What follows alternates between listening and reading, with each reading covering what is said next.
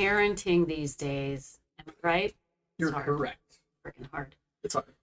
You have a baby, and there is absolutely no user manual that they give you with that child. They let you leave the hospital, actually, just as long as you have an infant car seat. That's it. You're on your own from there. And if you are anything like me, I constantly worry about, am I being a good enough parent? Am I being too hard on my kid? Am I not being hard enough? Will they leave childhood with any discernible skills? Or will they want to be in our lives once they're out of the house? Solid point. Will they be emotionally healthy? What if they aren't? What if they fail? I could go down a whole rabbit hole of that. The what ifs. And speaking of rabbit holes, what kind of parent are you? Am I a tiger mom, helicopter mom, lawnmower mom, gentle parenting mom, authoritative mom, authoritarian mom? And then my head explodes because it can feel so overwhelming. So today we're going to look at a parenting situation a really good friend of mine called me about. She has graciously allowed me to use it for today's chat. So thank you, Shan. Everybody else, get comfy and join today's chat called Learning the Hard Way, Parenting/Adulting Stories. Welcome to Fit Mind Chats. Get comfortable, join us in our virtual therapy office, and get ready to gain insight into motivation that drives behaviors you might not understand. I'm Abby Samidi, an independently licensed clinical counselor. And I'm Sarah Dellavella, a licensed independent social worker. We're the owners of Fit Mind Cleveland, a mental health private practice in Cleveland, Ohio, with grounded therapists that are approachable and meet you where you're at in life. A place where you can see your strength and grow your greatness. Okay, all you Gen Xers and anyone born before, and if you are after this in another generation, continue to listen because you'll be completely appalled by some of the things we discussed that happened in our childhood. Oh, yeah. Buckle in. Buckle in. Do any of these sound familiar from your childhood, or have you heard folklore about the 80s and parenting? Oh, I like folklore. That's a great one. I feel like my kids are gonna be like, that's folklore. Nope, it's real. No, it's real. true. This is real. This is how I was raised. One of the things my parents would say to me that I don't think is said much anymore: if I come up those stairs, you are in trouble. What was that trouble? I never tested the theory. I never found out. No. Why would you do that? Would I get beat? Yeah, I don't know. Waterboarded? Yeah. Would I get everything taken away? Would I get bread and water? I don't know. Yeah. But as a kid, I was never willing. Yeah. Never willing to push that button. No. And I don't think if I said that to my kids today, they'd look at me and be like, "Do you not want to walk up the steps?" Like they would never in their head think, "Oh, that's a bad thing." No, that's a phrase I just don't ever use. Oh yeah, I never use it, but I definitely heard it. Oh, 100 times. Another one I heard is, "You want to cry? I'm gonna give you something to cry about." Clearly, I'm crying, so I have something to cry about. Mm-hmm. What else are they gonna do? Oh yeah. Well, I mean, yeah, I'm gonna make it harder. I'm gonna actually hurt your feelings more. Yeah, I'm gonna and dig then in we'll there. cry harder. You think it's bad now? You want to tell me about your feelings? Please. I don't want to hear them. I'm gonna come to exactly. You don't have feelings. You know. No. You own nothing. I own this house. I own your thoughts. I own everything. Your feelings. I own it all. Yep. No one cares. You just exist here. That's right. Where that whole children should be seen and not heard. Oh yeah. Because that was definitely from that time. Right. If your parents had friends over for dinner, you're not talking. Scatter. Yeah, you're not talking. Get out of here. You better not make some noise, or yeah. There'll be a price to pay. There's going to be a price to pay, and you don't want to be on the end of that. You do not. I mean, I also used to drink from the hose. I drank from the hose all the time. You know what? You know what's toxic stuff I put in my body? I have no idea what I put in there. I don't know. I mean, I don't know. Have they ever tested what came out of that hose? I'm not sure, but I know I drank a lot of it. Well, I think the plastics. I'm definitely plastics in there. We definitely consumed stuff that wasn't probably for consumption, but we're still here.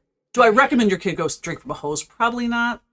But that's what, if I was thirsty. I still live to tell. I didn't get a bottle of water. I didn't carry a water bottle. Are you kidding? Water bottles? You're not getting one of those. Drink from the hose. I wasn't hydrated also. I mean, I don't ever, no I barely drank water. Even when I had the option of like clean, healthy water for my house, I'd be like, yeah, I'm not even thirsty. I don't know what I drank actually. I mean, it wasn't anything. Hydration wasn't important. No. Now we have kids with the water bottles, and my kids have water bottles. Bottles of water. Like, there's an anxiety. Like, my daughter has anxiety. Like, I have to have a bottle of water with me at all times. I might dehydrate. Kids are pretty well hydrated nowadays with all your Owalas. I have like 16 Owalas. We have a cabinet dedicated water bottles. If you can't get hydrated in my house. Stanleys. Oh my God. Stanley, you know my Stanleys leak. I know. I'm not a fan. Also, another thing, my parents would never put a helmet on my head. Never. They'd be like, you know what? Don't wreck. How about those apples? Yeah. You know what? You're going to learn not to wreck if you hit your head. I mean, I don't think they made helmets at that time because we didn't have one. None of us did. Nor seatbelts. Oh, God, no. We'd ride in the back of a station wagon. Sliding. Laughing. Smacking into the side door. It was good times. The back of the wagon, you have like 2 or 3 people. Literally. Crammed. Good luck if you get rear-ended. Yeah, I mean, back of pickup trucks, like we would ride in the back. That was a big privilege. Big 100% fun. did that too. Oh, that was a lot of fun. You were like in a parade. It was kind of in the days of like there was no Life 360. So when you left in the morning on your bike, which I did all the time, 100%. My parents would be like, "Come back in when the street lights come on." I better not have to yell your name. And I don't want to. Yeah, if I have to look for you, if I had to get up out of my chair, you're grounded for 2 months. And legitimately, I was grounded for 2 months. Yeah, that was punishment. You're not asking to get out of that. No. If I asked to get out of it, I'd have more days added on to the end of it. Yes. So I with just knew. No argument. Oh God, none. None. All right. So like different, and the punishment. It was punishment. Oh, it wasn't like, hey, this is a consequence because you made a bad choice. Yeah. No. It was like you're getting punished. That's bad. You're bad. Yeah. You're not punished. a good human. And I also, with my like leaving in the morning at 9. Yeah. Like my parents worked. The door would be locked, and you would go to the library or to swim practice in the pool, and I would stay there till 5, the 5:45 rest period. If I had any issues, my mother's like, you know what, Carol, because her house is right behind the pool. You just go over and knock on her door if you have any issues, or yell across the fence. Yeah, that's my emergency plan. Like if I get hurt, the emergency plan is to call Carol across the fence. But there's no cell phones. And we had phones hanging on the wall. You had a quarter, though. I didn't have any money. My parents weren't giving me money. You had to actually have like a quarter to call from a public telephone booth. There are telephones that were hanging on walls. It was a great time. It was a different time. I had a great time. I think I've grown from it. And also, I think the last one here is if I would get injured, like my arm could be severed, and my parents would be like, walk it off. You better walk it off. Or close your eyes and spit 3 times. Oh. What is that? Well, that's interesting. Yeah, I'm bleeding out. Why am I spitting? I'm dehydrated, clearly. But I don't even have spit. You would not drink enough hose water. Oh, yeah. And I remember even this is, oh my gosh, my appendix burst my sophomore year. Yeah. I told my mom I was sick because the toxins are seeping into my body, right? Ooh. I don't feel good. If I didn't have 104 temperature, you're not going to the doctor. No? You do not, you're faking it. You're trying to get out. I did a trick test. So I was trying to get out of it. I'm that planful for a week. I go to school. I get to my trig class. It was my first period. And my friend Ted's like, you don't look good. And I'm like, this time I'm sweating. I'm gray. Yeah. I am dying inside. Jesus. So I went to the bathroom because I felt like I was going to throw up. Yeah. I collapse and pass out. I'm found by the school secretary and I'm transported to the hospital. Oh my God. On my card, it said Riverside. Riverside had a massive trauma, so I got put in Mount Carmel. And my parents couldn't find me. So emergency surgery, no parent consent. No. But they're looking, maybe they're looking for me. I don't know. They're probably like, you know what? At 6 o'clock, I got to work. I don't know. She'll figure it out.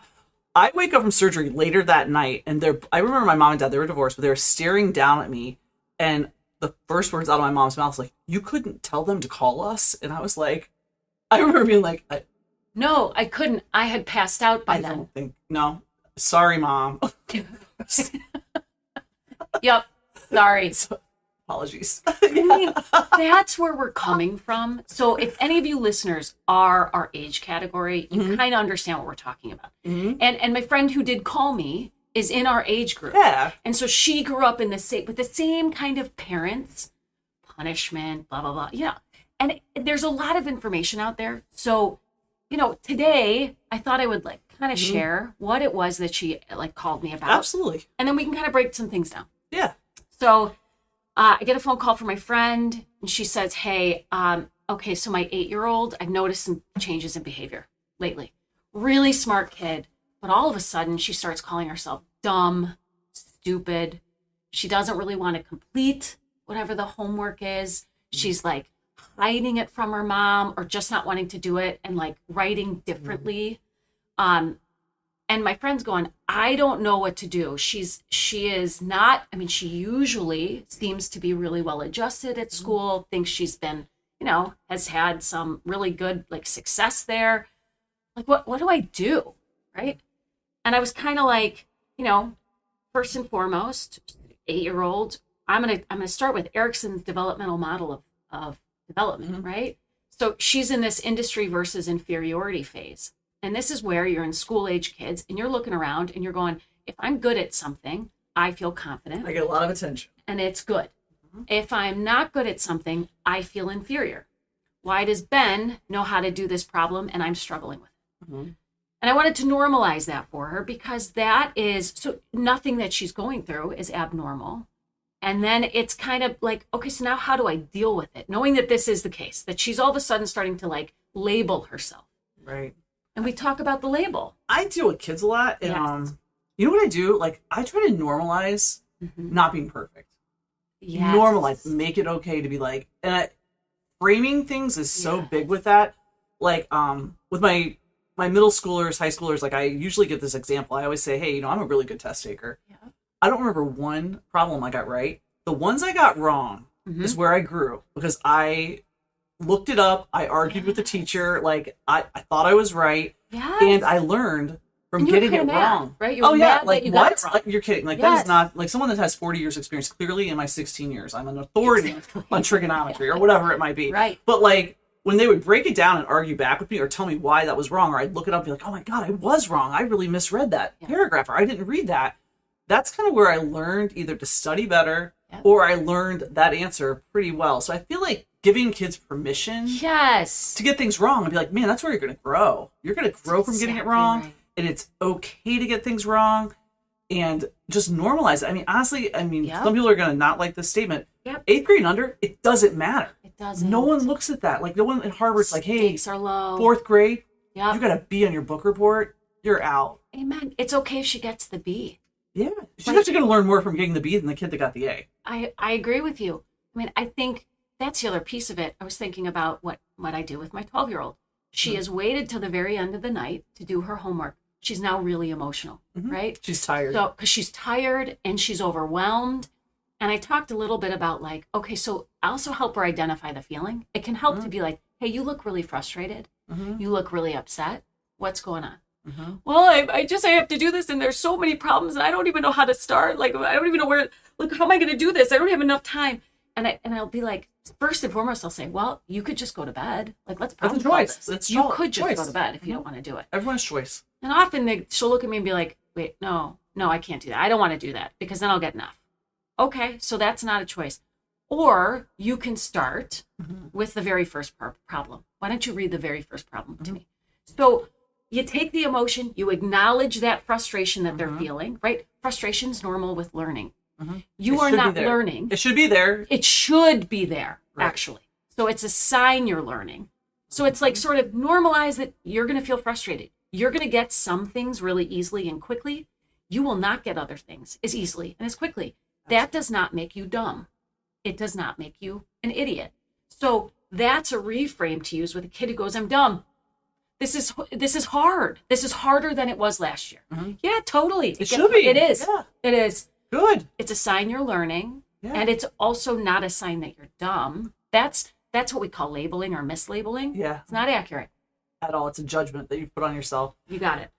Absolutely. And I think too, like when kids are like trying to learn things and working to learn things, like not to increase their anxiety by like, you have to get everything right. Yeah. And I don't think a lot of parents do this. I think a lot of kids in their heads think that. And it's like, no, man, like it's okay to get that wrong. Also, like, what you want to do from an early age is give the kid choice. Just like you said, hey, you can go to bed. Yep. You can do your homework. Yep. You can do half your homework.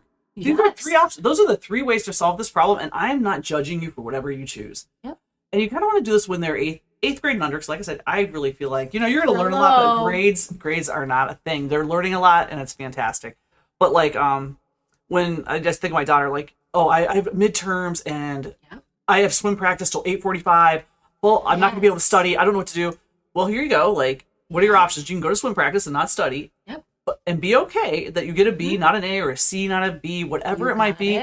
You can stay home swim practice and study and roll the dice and see if you get an A. Yep. Like, I mean, there's no, and as a parent, I'm always like, I have no opinion. This is your life.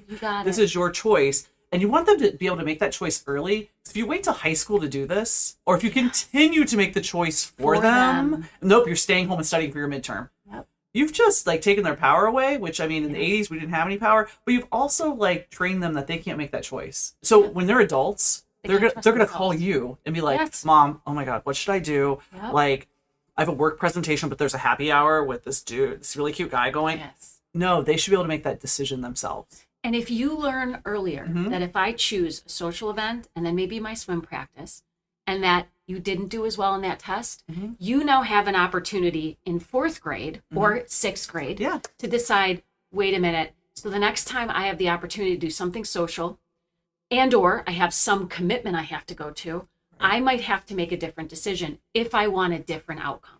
Absolutely. And that's okay. You're teaching that. And like my daughter will, I mean, I think my daughter will choose every day, social and swim. Every day. Yes. And when she comes like, oh my God, I got a C on this, or oh, I got a B, she'll be appalled that I implied that she got a C. Yeah. But she has gotten a C before, and it's completely okay. It is okay. She will be listening. Yes. But like, also, like, it was the choice you made. That's okay. I'm proud of the choice. Like, you made a choice. You made it. And now you know, next time, is the grade more important than the practice of the social event? I agree. And I don't have the answer. That's up to you. Because there's times where I think about back in the day when Sarah, before we had kids, we worked at Parmadale. Yep. And Mac, one of our friends, great lady, said, hey, we should skip work and go to Cedar Point. Yup. You didn't have to twist our arm. No, heck no. But while we're there, the let's do it. Let's hit Cedar Point. I loved Cedar Point. We did. We had a great time. We had a great time. I don't even think it was that hot. It wasn't that. It was a nice day. But while we're there, we ran into another coworker that and his kids. And his kids that had taken the day off legally. So we were like, oh. And he's a gossip. He is such definitely a gossip. We're like, we're busted. We're screwed. We're busted. 3 of us called off sick the same day. And now he's going to go back and go, hey, guess who I saw? Yep. Annie, Sarah, and Mac. So, yeah. But again, we made a choice. I'm like, whatever. If I get whatever the consequences may be, I'll be like, you know what? I took that choice. Yes. And I don't regret it one iota. Unless you fire me. Yeah, then I might regret it. I regret it. But again, it's still because I did it. I made the choice. And I'll still look fondly back. You know what? I don't remember what I did that week at Parmadale. I remember that day in Cedar Point as like probably one of the top days in my like younger days. A fun day where you just let loose. And it by far worth it. I remember that day, not what. Well, and speaking of consequences, right? So like that was another part of our conversation. She's like, she looks at me, she goes, I mean, I was punished. I was grounded. I didn't get to do things. I remember actually very specifically, she was grounded all the time.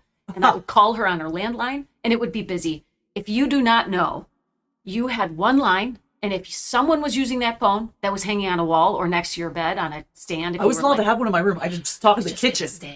Most of us had to like talk in a family environment. When I got old enough, I got my own phone in my room. I felt very cool. Anyway, we were talking about how she was grounded all the time. She's like, so like, this is very foreign to me, this idea of like, how have consequences changed? Can I still even use consequences? Like if she acts out and I was like, well, yes. So here's the difference, right? So like gentle parenting, for instance, doesn't say you don't have consequences. It's just like the intention's different. It's not, you did this and it was wrong and that's bad. It is, hey, so my teenage daughter, Gianna, you came home late. So I now don't trust you to make a really good decision. This weekend, you're going to need to stay home. I'm going to need to see you demonstrate some better choices. And then I will know I can trust you. And that's a natural consequence. That is a natural consequence. And that's what I think parents have a hard time allowing to happen. I do. I mean, I do all the time. Like I will engage in these enabling behaviors because I'm worried about the natural consequence. Because when it does hit high school, like I have a senior and like right now, like a lot of stuff's on merit scholarship, like grades, and not turning stuff in is just awful.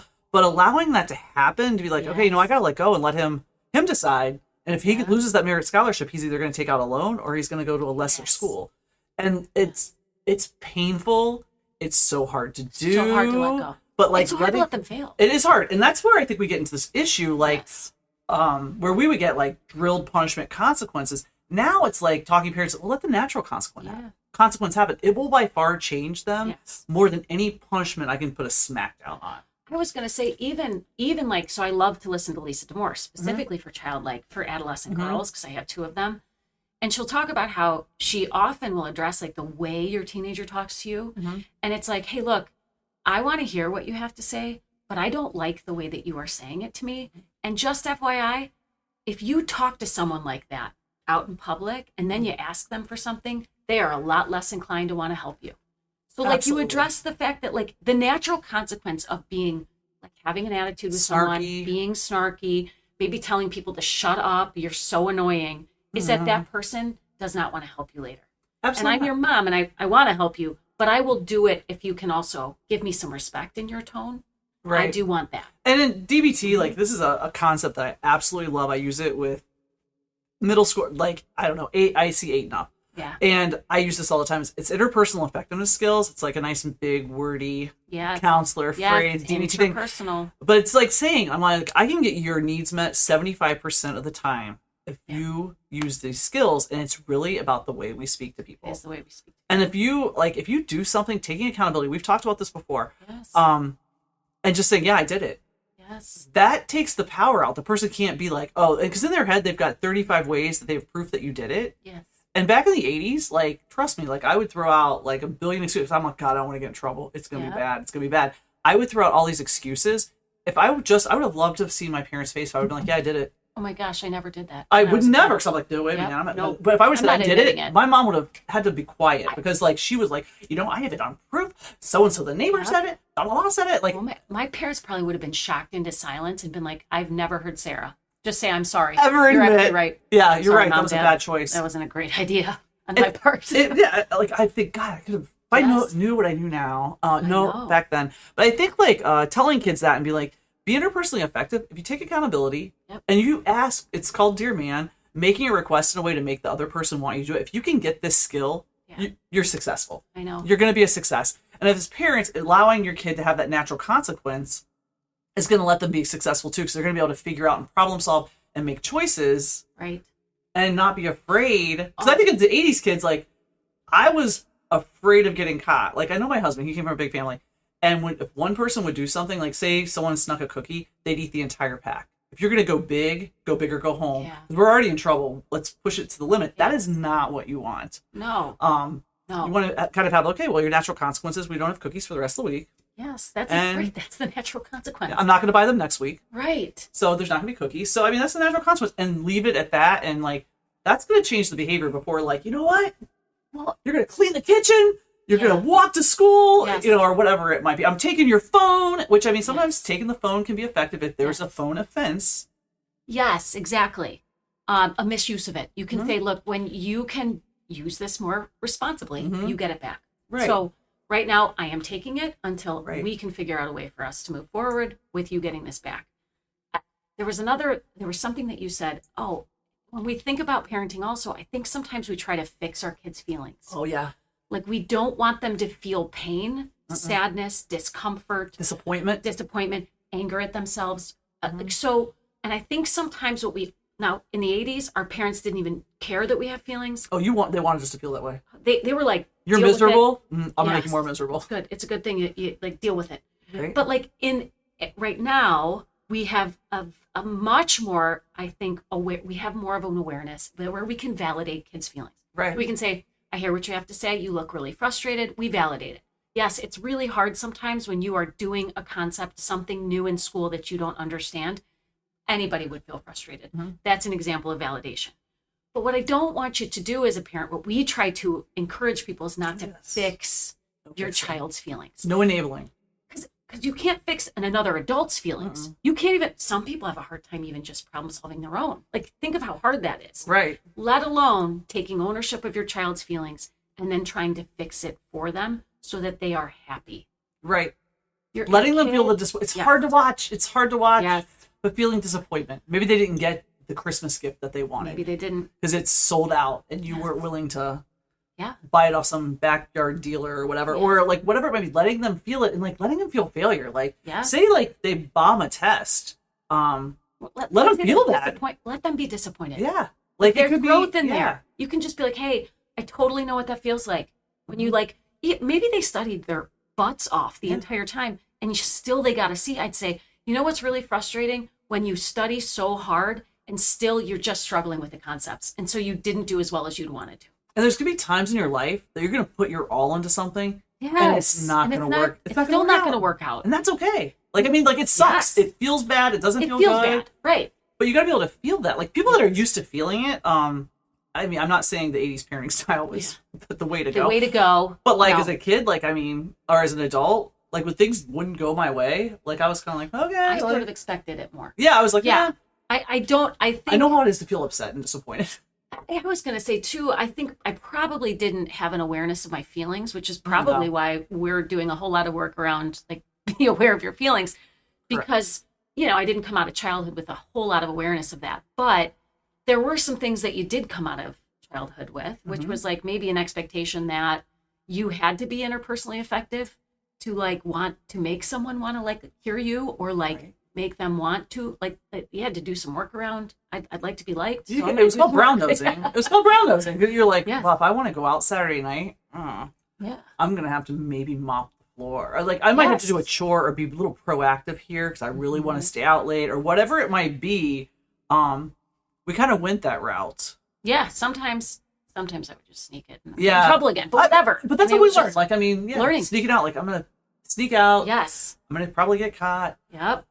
And it's also, I think it's such a valuable thing, like, risk taking. Like, Westlake used to do this thing, like, where that was one of the pillars was risk taking. Yeah. And risk taking is that thing when you do something, and there's some risk to it, you might get in trouble for it, but it's such a valuable skill to have because I think about, like, I'm like, kids on the monkey bars, let's go on the monkey bars, go hang upside down, like, you know, take that risk and, like, let your kid take a risk and maybe fail a test. Yes. You will desensitize them. I don't want them to get straight Fs, but it's okay. But they have to feel discomfort. They're going to feel discomfort. Let's just put it that way. And you can either learn from it and you can help them through that. Right. Because that, as parents, that's maybe what we do. We create that boundary for them. Right. You're walking the fire with them. You do. And, like, we're there. We'll help you through it, but we're not going to fix it for you. Absolutely not. Absolutely not. So we have had, like, a long, nice chat here, but I am starting to notice that we are going a little, we're there on time. Perfect. So we're going to wrap up with our takeaways. We're going to wrap up. What are your takeaways from this? Good Lord. There's so many. There are so many. I think, I think, like, validating, normalizing emotional reactions to, like, challenges in learning. Like, I think one of my favorite ways to look at, like, frustration is, like, it's a sign I'm learning. That is a way different way to look at it than, like, if I feel frustrated, it must mean I'm dumb and I'm too dumb to learn. Yes. So now I'm just frustrated because, like, I'm learning. I'm literally in the process of acquiring, whether it's a new skill or it's, like, new concepts. And that has a whole different effect on my body and my brain than saying, oh my God, I'm frustrated. That must mean I suck. I have to get it. I gotta do something. I don't want to feel frustrated. I'm gonna eat some ice cream. Yep. That is not what we want. No. I think my takeaways is like the risk taking. I think take a risk. Yeah. Let your kid take a risk. Let them fail. Yeah. It's painful. Like, I mean, and I need to follow my own words here. Yeah, I know we all do. And allow them. By the way, we're humans too. And allowing them to fail. And it's painful to watch them be disappointed. But allowing those things to happen and normalizing, like, you got to C. You got a D. Yes. Move. I mean, there's nothing we can do. Also, that's another point too. Like, it's already happened. There's nothing we can do. I disagree greatly with school systems that always say, hey, you can do a retake. You can do a retake. No, life isn't retakes. Yeah, you may not get that. You might not get it. So that's my takeaway is, like, risk taking. Let your kid take some risk. You take a risk. And maybe if you're not letting them, take that step back and be like, this is about me, not them. Yes. So that's kind of my takeaway. Okay, guys, as we wrap up. So thank you for tuning into today's episode of Fit Mind Chats. We'll see you next Monday for another session. If you have a question or a topic covered that we covered, a follow-up, contact us on Facebook. If you're one of our friends, text message us, let us know, and we would love to discuss and process your issue out. If you'd please leave us a rating or a review and share our podcast with family, friends, enemies, or anyone that needs it. We want to bring mental health access to all people that can benefit. Thanks so much, guys. See you later.